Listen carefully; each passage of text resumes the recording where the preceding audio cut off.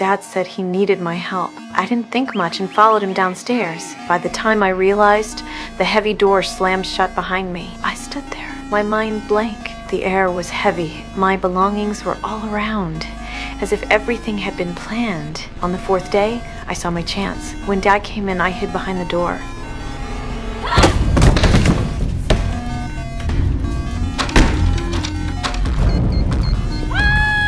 I shouted with all my strength, but every lock was soundproof. My voice vanished into nothing. He caught me with ease. I begged him to let me go.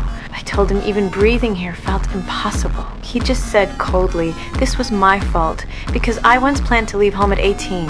A few days later, investigators came. I thought rescue had arrived, but Dad said I just wanted to run away, and they marked me as a missing person. My heart sank to the bottom. On the 21st day, he came in with a package, lit a candle, and said it was my birthday. I sat there with no joy in my heart. He told me to put on the so-called gift. Said if I wanted something, I had to fight for it. Then he pulled me onto his lap.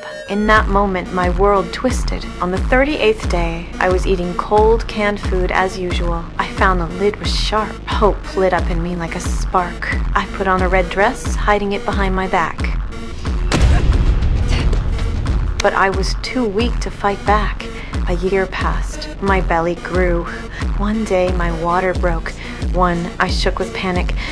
Flipping through a pregnancy book, days went by. The basement became a cage I called home. My daughter learned to write. I was pregnant again. I even got used to the air down here. Dad said I was obedient and brought us a TV. My daughter laughed at the screen. He lived between two worlds. One day his wife said she'd hire a detective. He exploded, storming out from the table. 7 years passed. I had a son and a daughter. Dad brought asthma medicine for my boy. I cried and begged him to take the kids to a doctor, but the door stayed closed. 8 years later, I was pregnant again. One day, my sister saw a key on the couch. When Dad was away, she walked quietly toward the basement.